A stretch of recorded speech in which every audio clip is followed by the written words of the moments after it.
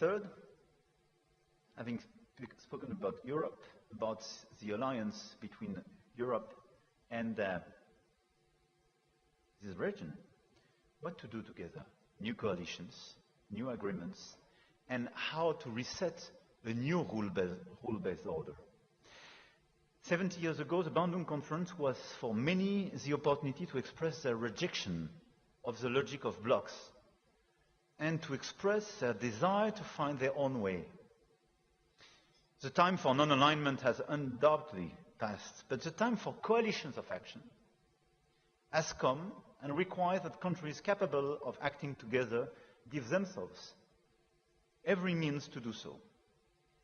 We must show consistency where others practice a double game. And this is exactly my call tonight at the Shangri-La Dialogue.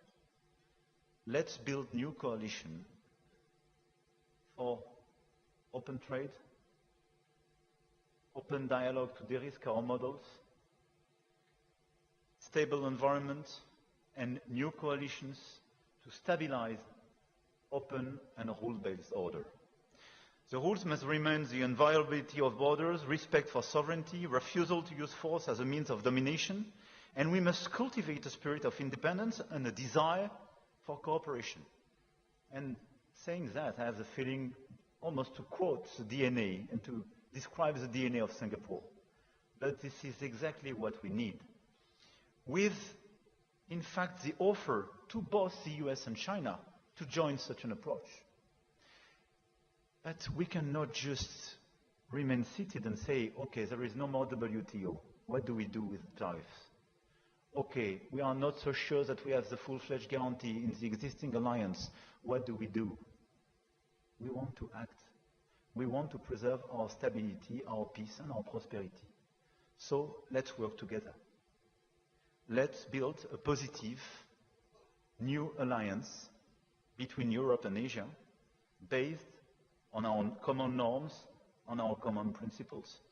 Our shared responsibility is to ensure with others that our countries are not collateral victims of the imbalances linked to the choices made by the superpowers. Our response must be to relaunch our efforts to develop sustainable trade, respectful of common social and environmental standards, and step by step, the European Union is building this network of new generation agreements, and this is what we want to do with ASEAN countries and CPTPP. I do believe indeed that based on such an approach, we can deliver very credible and concrete results.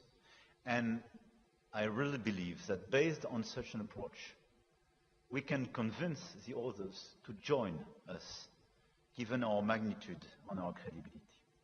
This is, for me, the content of the strategic autonomy.